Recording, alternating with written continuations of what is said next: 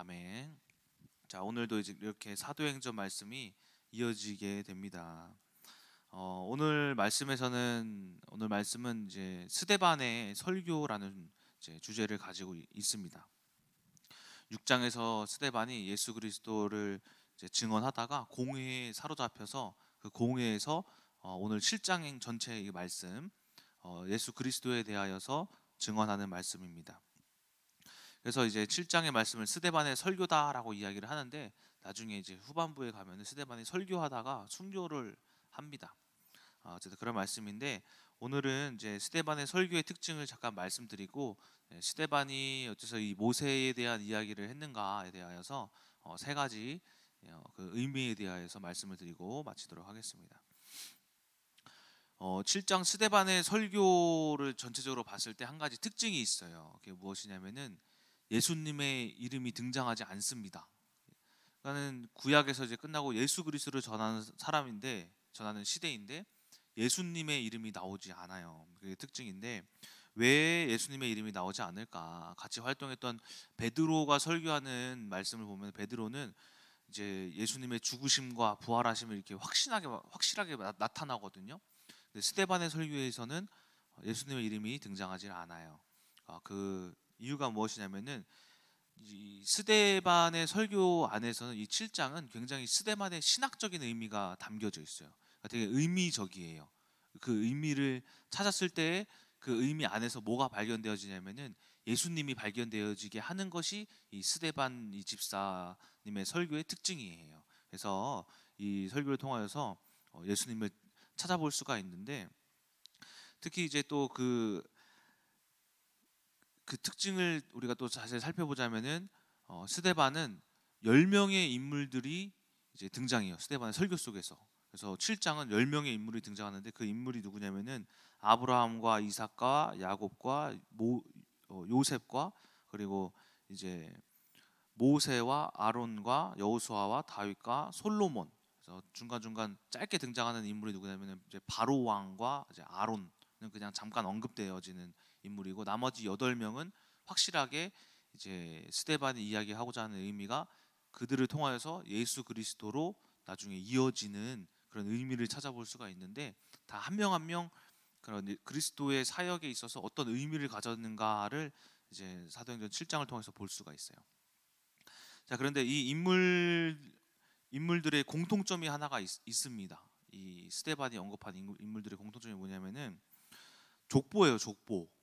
예수 그리스도까지의 어떤 족보를 이야기를 하고 있어요. 특히 이제 구약에서 중요했던 인물들, 아브라함에서부터 다윗까지의 어떤 족보인데, 그 족보에 대해서 어떤 의미를 가지고 있느냐면은 이 족보는 육신의 족보가 아니라 영적 족보예요. 영적 족보. 그래서 여러분들이 말씀을 잘 자세히 읽어보시는 분들은 아셨겠지만은 특히 8절 내용을 보시면은 할례의 언약을 아브라함에게 주셨더니 이삭을 낳고 이삭이 야곱을 낳고 야곱이 12조상을 어, 낳았다라고 이야기를 하잖아요. 근데 이삭의 아들이 야곱만이 있었던 게 아니죠. 누가 또 있었죠? 에서. 그러니까 에서가 사실 장자인데 야곱을 낳았다라고 이야기를 하는 것은 뭐냐면은, 이것은 어떤 영적인 족보, 하나님을 믿었던 사람들의 족보를 지금 이어가고 있다라는 거예요. 그래서 그 이후에 야곱도 이제 12조상을 낳았다고 하지만은 9절에 요셉을 시기하여 요셉 이야기가 나오는 것을 봤을 때, 첫째 르우벤을 첫째로 여긴 것이 아니라, 장자로 여긴 것이 아니라 하나님이 선택하신 요셉, 그러니까 영적인 이제 흐름에 있어서 요셉이 선택되었죠, 장자로. 그래서 그 요셉에 대하여서 언급하고 있는 것이 또 이제 영적 족보를 이야기하고 있다라고 볼 수가 있는 거예요. 그래서 스데반은 이제 영적인 족보에 대해서 이야기를 하고 있는데, 여기서 마지막에 등장하는 족보의 인물이 누군지 아세요? 예수님의 이름은 언급되어 있지 않지만은 뭐라고 하냐면은 7장 후반부에 보면은 의인이 등장해요. 의인. 그 의인.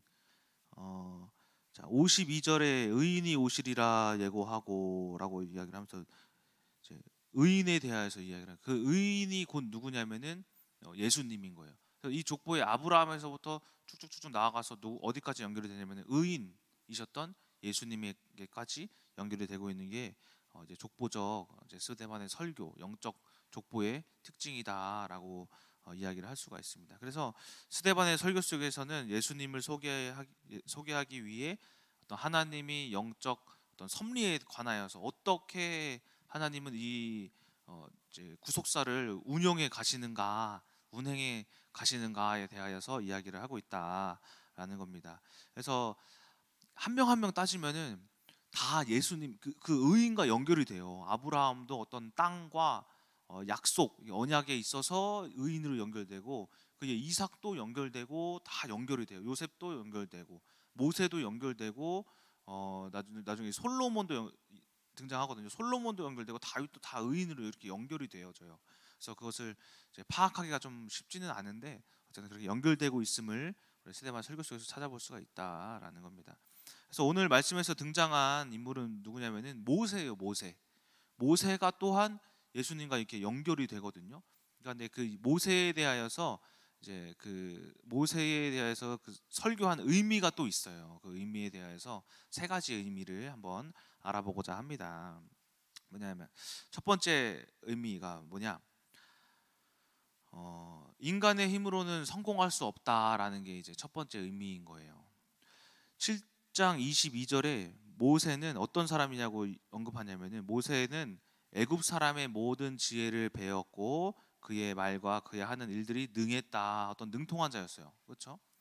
그런데 24절을 보시면은 근데 그가 어떻게 되어 무슨 짓을 했냐라고 하냐면은 사람을 쳐 죽이니라라고 해요. 그리고 나서 28절에 이스라엘 백성들이 모세를 보고 하는 말이 뭐라고 하냐면은 애굽 사람을 죽인 것 같이 또 나를 죽이려 하느냐라고 해서 29절에 모세의 신세가 어떻게 되냐면은 그가 나그네가 되었다라고 해요. 나그네가 되었다. 그래서 자세히 보면 모세가 22절에 애굽 사람의 모든 지혜를 배워 그의 말과 하는 일이 능했다. 근데 그의 결과가 어떻게 되었냐면은 그의 신세가 나그네가 되었다라고 연결되어져요.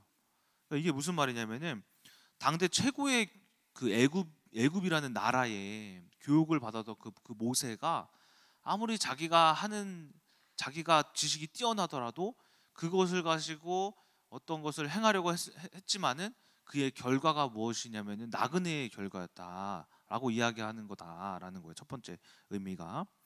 그래서 이 의미가 인간도 또 마찬가지다. 아무리 성공하려고 해봤자 너희들은 결말은 나그네다라는 거예요. 그뿐만이 아니라 이것은 이제 공의 사람들을 꾸짖는 이제 말로도 여겨져요. 어떻게 여겨지냐면은 모세처럼 너희들이 지금 공의 사람들한테 이야기하는 거예요. 높은 학문과 지식을 쌓고 있는데 그 학문 중에 가장 높다 하는 그 모세의 율법, 그렇죠? 이 모세의 지식 그것을 쌓는 것만으로 이스라엘을 구원할 수가 없다라는 거예요. 그래서 그들이 모세의 율법을 그렇게 열심히 지켰잖아요. 근데 그걸로도 구원을 받을 수가 없다. 하나님의 부르심을 받은 자들이 이스라엘을 구원하는 건데 너희들이 이제 예수 그리스도가 하나님의 부르심을 받은 자이다. 그런데 너희들은 왜 어째서 하나님의 부르심을 받아 이 땅에 오신 예수 그리스도가 구원자가 아니면은 그러면 누가 도대체 구원자로 여겨질 것이냐? 하나님께서는 예수 그리스도를 보내셨는데 모세가 부르심을 받아 온 것처럼, 그런데 그가 구원자가 아니면 도대체 너희가 그 지식으로 누구를 구원자로 여길 것이냐? 라고 꾸짖는 이야기로도 볼 수가 있다라는 겁니다. 자, 그래서 우리가 이것을 또한 신학자들이 어떤 의미로 여겨지냐면은 이것이 인간의 죄성이다라고 이야기를 해요. 인간의 죄성.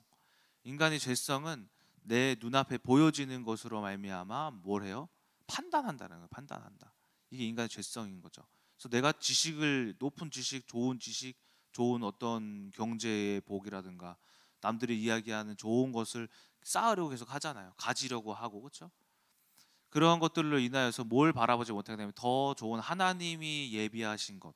근데 우리가 쌓은 것으로 말미암아 우리가 높게 어느 순간에는 높게 성장할 수 있고 성공할 수 있겠지만은 그 결과가 뭐예요? 모세와 같이 나그네가 되는 결과를 이야기를 하고 있다라는 거예요. 그래서 이것이 어떤 영적인 죄성, 아무리 세상에 높은 지식을 쌓아도 우리가 바닥으로 내려갈 수밖에 없는 그런 상황에 처해져 있는 것을 이야기를 하고 있는 거예요. 이 사상이 바울에게 흘러가서 바울이 뭘 깨닫냐면은 로마서 5장에 아무리 우리가 노력을 해도 구원받을 수 없는 사망이 왕노릇하고 있는 이제 존재다라는 것을 바울이 로마서 5장에서 이야기를 하거든요. 그러니까 이 스데반의 설교 안에서 발견을 한 거라고도 볼 수가 있어요.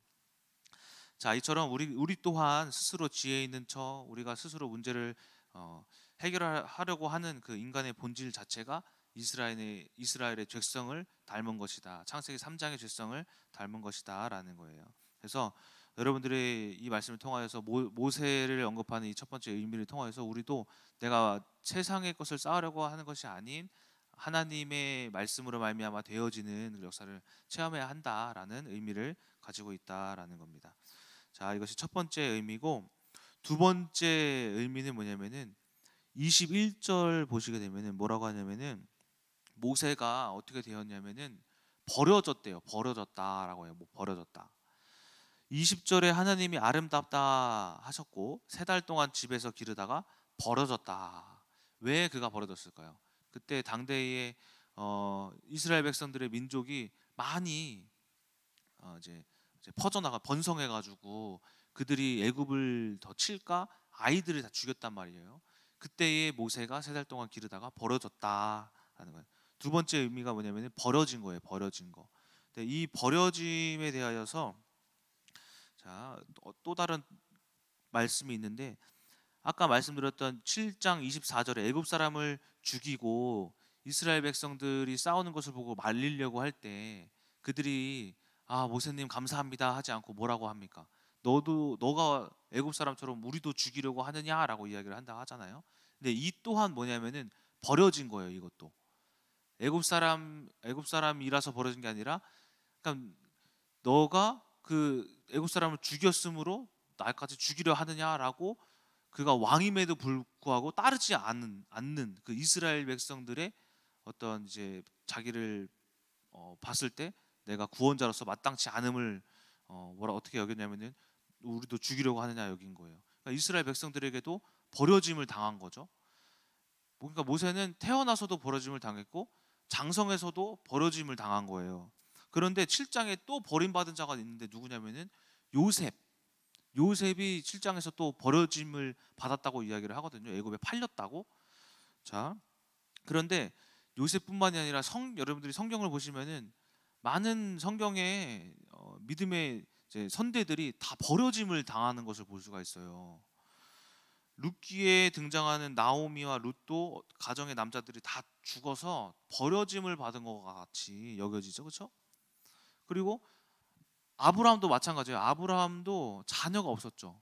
자녀가 없으므로 버려짐 당한 것 같은, 이삭도 버려짐 당한 것 같고, 야곱도 어떤 형이 장자권에 있는데 자기가 막 장자권을 차지하고 싶은데 안 되어지는 그런 버려짐을 당한 것 같은, 그렇죠?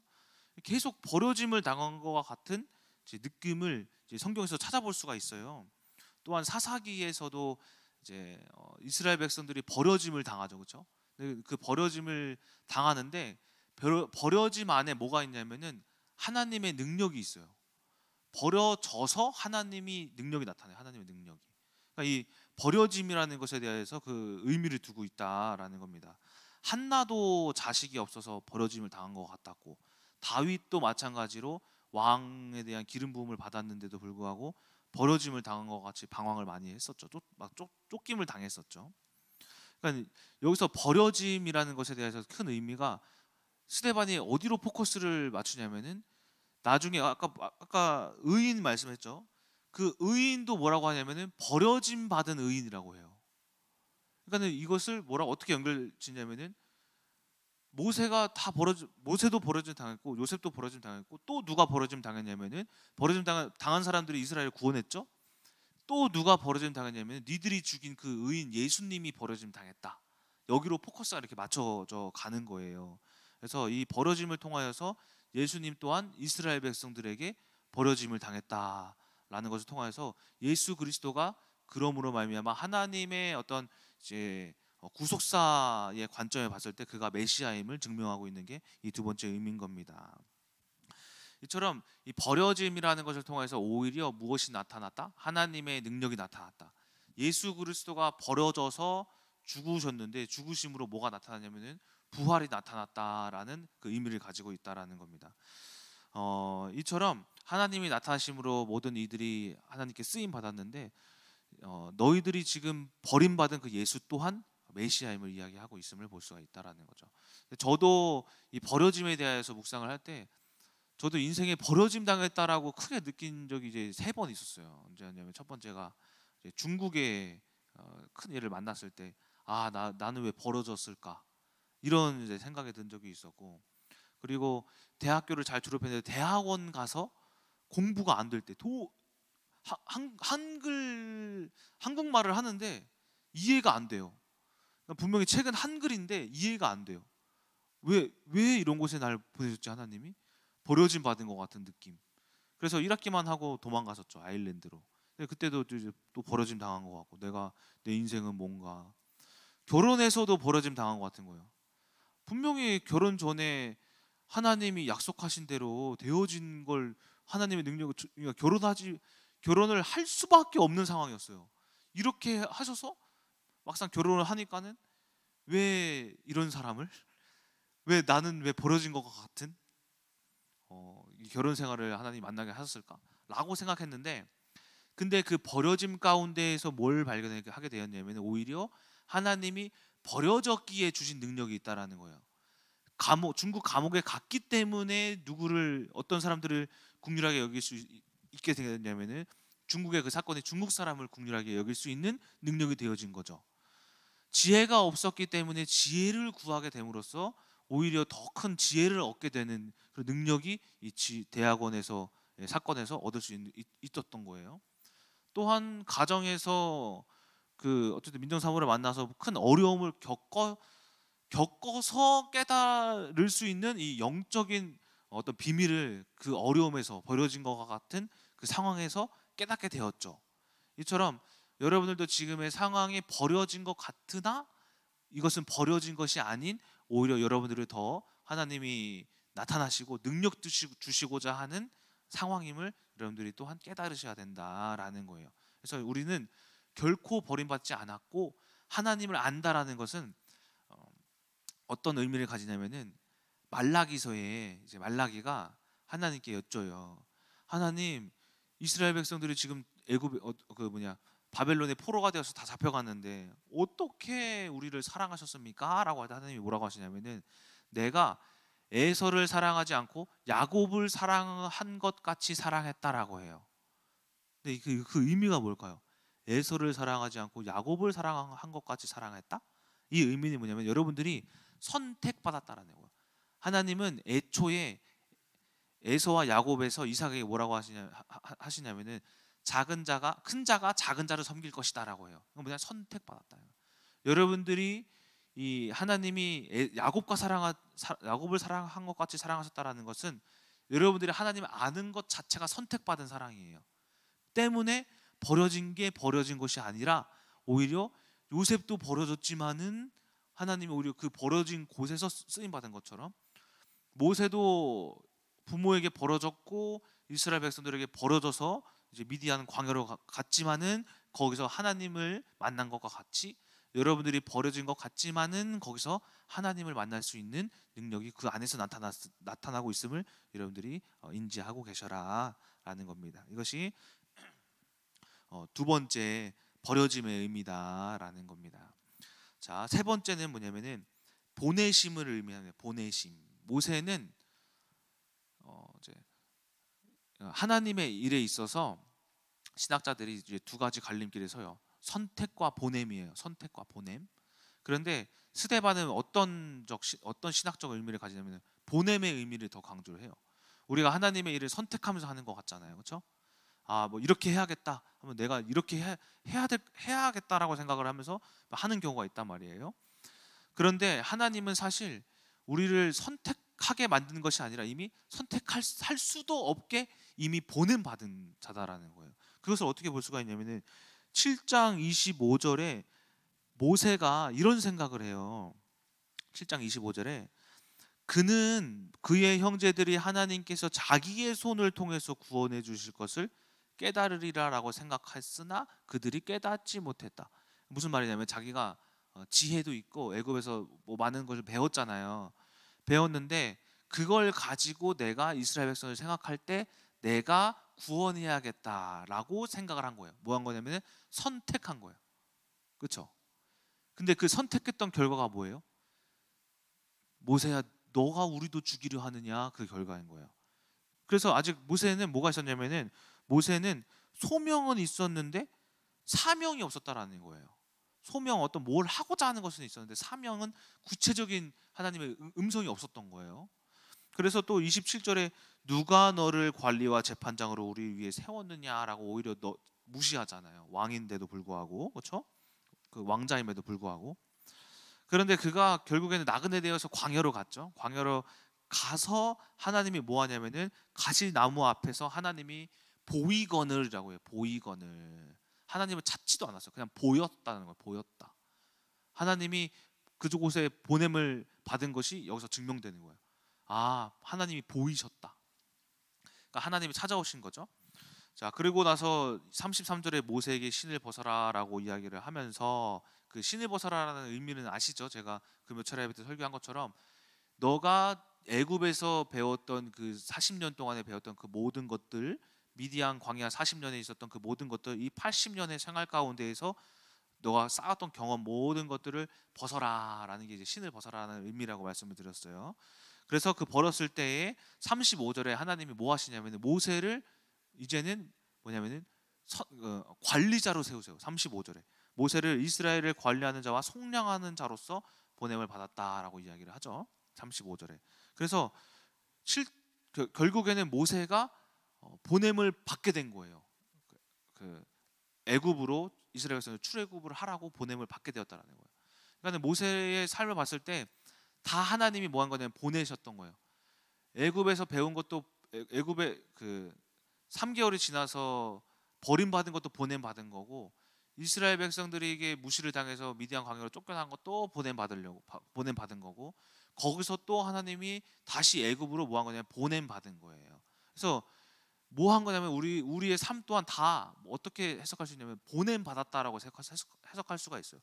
우리는 야곱과 같이 선택받았기 때문에 하나님이 우리에게 주어지게 하시는 모든 상황은 보냄받았다라고 볼 수가 있는 거예요. 그 보냄받은 인물들이 또 사도행전에 언급되어져 있는 이 인물들이에요. 아브라함이 하나님이 보냄받은 곳으로 갈 때 계속해서 성장해요. 이삭도 보냄받은 곳에서 100배 축복을 받죠. 또한 야곱도 하나님이 이제 야곱을 선택하셨는데 그 보냄받은 곳에서 계속 승리하죠. 요셉도 자기가 원치 않는 애굽으로 갔지만 그 애굽이 사실 보냄받은 곳이었어요. 그렇죠? 이처럼 우리들의 삶도 보냄받은 삶이다라는 거예요. 우리가 지금 당장 어디로 가야 하는 것이 아니라 이미 여러분들의 삶은 하나님이 보내신 곳인 거예요. 여러분들의 남편, 여러분들의 자식들, 지금의 환경, 지금의 문제는 우리가 여기로 보냄받은 게 아닌데가 아니라 이미 그곳이 맞는 거예요. 그래서 하나님은 각자의 환경을 지금 보내신 거죠. 여러분들의 삶 가운데 여러분들을 보내신 거예요. 여러분들이 해야 할 일은 보냄받은 곳에서 사명 찾는 거예요. 사명. 모세와 같이 뭘 해야 할까? 승리는 저기에 있는 게 아니라 여기 있는 거예요. 여러분의 지금의 삶에, 여러분들의 지금의 직장 속에, 학교 속에 모든 곳에서 보냄을 이미 받으신 것이다 라고 합니다. 그래서 신학자들이 이렇게 얘기를 해요. 보냄받은 곳에서 하나님의 음성을 듣는 자들을 뭐라고 하냐면은 스피릿 본이라고 해요. 이게 뭐냐면 영적 출생이라는 거예요. 이것을 한국말로는 거듭남이라고 해요. 우리가 거듭남, 다시 태어남, 하나님께 이 스데반이 이야기하는 것처럼 영적 족보에 들어가는 것을 스피릿 본, 거듭남이라고 하거든요.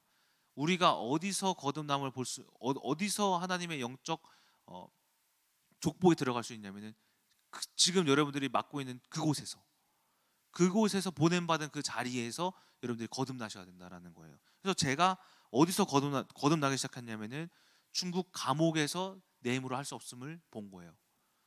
대학원에서 내가 내 힘으로 지식을 할 수 없음을 본 거예요. 그 환경에서 비록 몇 번은 도망을 가고 깨닫지 못했지만은 그곳에서의 보내심을 받은 제가 어쨌든 그곳에서 승리했잖아요, 그렇죠? 그 중국 사건을 통하여 거듭났잖아요. 그 대학원에 지식이 없었던 그 문제를 통해서 거듭났잖아요, 그렇죠? 민정사모와의 그 어려운 그 가정 안에서 거듭났잖아요, 그렇죠? 이처럼 여러분들의 거듭남은, 다시 태어남은, 하나님의 영적 족보에 들어갈 수 있음은 지금 여러분들이 맡겨진 보냄받은 그 자리에서 하나님이 여러분들을 다시 태어나게 하신다라는 거예요. 거기서 하나님의 음성을 들으시는 거예요. 거기에 있는 여러분들이 하나님이 모세에게 보이셨던 가시나무 떨기 앞에 하나님이 보이거늘 이라는 곳에서 이미 하나님이 보여질 수 있는 여러분들이 그 영적 능력을 가지시기 바랍니다. 자, 결론입니다. 이처럼 세 번째는 이제 우리가 보냄 받았다 라는 말씀을 통하여서 예수 그리스도 또한 그가 스스로 뭐라고 말씀하셨나요? 나는 하나님으로부터 보냄 받았다라고 말씀하시는 것처럼 이제 그 예수 그리스도에 대해서 또 이렇게 연결성을 짓고 있습니다. 결론입니다. 오늘 이 스데반 집사의 설교 속에서 모세의 사건을 통해서 여러 가지 의미를 살펴보았죠. 그래서 오늘 여러분들이 세 가지를 통하여 승리하셔라. 첫 번째, 우리의 힘으로 승리할 수 없다. 이것을 인정하시면서 오늘 하루도 여러분들의 힘으로 하는 것이 아닌 어려움이 있고 문제가 찾아왔을 때 하나님께 구함으로써 하나님이 나타나심을 체험하시고, 버려졌다. 우리가 버림받은 것 같지만은 결코 그렇지 않다. 이미 하나님은 에서가 아닌 야곱을 사랑한 것 같이 사랑하셨음은 이미 선택하셨다. 여러분들이 이미 지금 주어져 있는 그 자리는 버려진 것이 아니라 오히려 하나님이 나타나심을 위한 자리이다. 세 번째, 우리는 그곳에 보냄받은 것이다. 그 안에서 우리가 사명을 찾아서 구체적인 하나님이 우리를 통해서 어떻게 하실 것인지에 대하여서 우리가 언약을 붙잡고 승리하셔라 라는 이 세 가지를 잘 기억하시면서 우리 스데반 집사님의 그 말씀 속에서 그 의미 있는 말씀이 여러분 마음 가운데에 깊이 임하시는 오늘 하루 되시길 주님의 이름으로 소망합니다. 기도하고 마치겠습니다. 하나님, 오늘 이렇게 스데반 집사님의 설교를 통하여서 특히 모세를 언급한 부분에 대해서 세 가지 의미를 찾아봤습니다. 우리가 스스로의 힘으로 승리할 수 없음을 깨닫고 하나님을 의지하게 하여 주시옵시고, 우리가 아버지 버려졌다 생각했지만 모든 성경의 당대의 최고의 인물들은 다 버려졌습니다. 우리가 그 버려짐을 통하여서 오히려 하나님을 나타내는 우리 큰나무교회 성도님들 되게 하여 주시옵시고, 우리는 그곳에 아버지 주님의 소명과 사명을 받아 보내심을 받은 인물이오니 우리가 가정에서 이기게 하여 주시옵시고, 직장에서 이기게 하여 주시옵시고, 학교 다니는 친구들은 학교에서 또한 승리하는 우리 큰나무교회 모든 성도님들 되게 하여 주셔서 우리가 모세와 같이 쓰임 받고 또 예수 그리스도의 부활과 같이 부활의 능력을 체험하는 현장 될 수 있도록 주께서 인도하여 주시옵소서. 살아계신 예수 그리스도의 이름으로 기도드렸습니다. 아멘. 예, 감사합니다. 오늘 말씀 중요한 부분이 많으니까 여러분이 유튜브 영상 보시고 다시 한번 피드백을 하면 좋을 것 같아요. 여러분이 뭘 할 줄 아냐면은 사람을 성장시킬 줄 아는 사람이 돼야 된다. 성장에 대한 눈이 열려야 돼요. 그러니까 여러분이 아까 우리 이동진 목사 말한 것처럼 성장하는 것은 보냄을 받았을 때 그 성장을 해요. 그러려면은 이제 그 목사가 되게 만드는 것은 보낸 거예요. 그렇잖아요. 근데 목사니까 성장하잖아. 또 중국인 교회를 맡은 거는 나 못해 아니라 그것은 새로운 변화거든요. 상황이거든요. 그걸 하게 되면 성장하는 거예요. 제가 여러분에게 전도자가 되라고 하는 것은 전도자로 보냄을 받는 거예요. 보내주신 거거든요. 그거를 감당하게 되면은 여러분 성장을 합니다. 그리고 거기서 또 메시지를 하게 될 때는 그동안 들었던 말씀이 여러분이 짜내가지고 막 끌어올리거든요. 그게 성장하는 거예요. 그리고 또 뭐 성장하냐면 여러분이 어느 정도 예수님을 말하는데 그 초신자 때는 여러분의 말을 듣고 성장을 해요. 근데 그 다음에 성장이 안 되는 이유는 여러분의 것이 한계가 있어서 성장이 안 되는 거예요. 여러분과 나가면 안 돼요. 그래서 성경에 있는 것들을 연결시키도록 성경 속에 들어가도록 해서 성경에 있는 얘기를 해줘야만이 여러분 얘기를 하면 성장이 안 돼요. 성경에 있는 것을 그 사람이 만나게 만들면은 그 사람은 엄청 성장합니다. 근데 많은 사람들이 성장이 멈추게 해요. 왜냐면 자기가 말해서. 저 같은 경우는 어떻게 성장했냐면 성경에 있는 것들을 제가 깊이 사도 바울의 메시지를 묵상하다 보니까 내가 사도 바울처럼 하더라 이거지. 그러니까 내 얘기를 하면 성장 안 되고 사도 바울이 있는 거를 성경 본문을 갖다 그대로 설명해 주니까 바울에게 녹아 있는 바울 서신의 메시지가 나를 성장시키는 거죠. 성경대로 해야 된다고. 성경을 가르쳐야 된다고. 성경에 내가 창념해야 돼. 그러면 성경이 나를 만들어줘요. 근데 내가 다른 사람을 내가 가르치니까 그 사람은 성장이 멈추게 됩니다. 네, 여러분들이 오늘 성장하는 법을 알아야 사람을 바꿀 수가 있고 성장시킬 수가 있다는 거죠. 기도하겠습니다. 살아계신 주님, 오늘 성장의 눈이 열리기를 원합니다. 우리는 내가 성장해야 되고 또 내 주변 사람을 다 성장시켜야 됩니다. 오늘 이동진 목사 말씀처럼 오늘 이 말씀도 자기 말이 아니라 성경에 있는 것을 풀어서 했기 때문에 그 성경에 있는 것들을 깨달은 그 자체들이 하나님 하는 눈이 열려진 것이고 성경 창세기에서 계시록까지의 이 말씀들을 우리가 내가 깨닫고 나다 보면은 하나님 엄청난 많은 변화가 일어날 것을 믿습니다.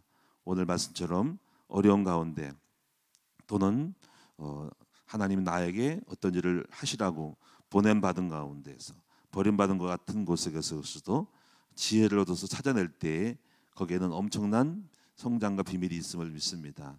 오늘 우리 모든 성도들이 다 성장하여서 하나님의 뜻을 온전히 이루어 나갈 수 있는 아름다운 믿음의 공동체로 만들어지게 하옵소서.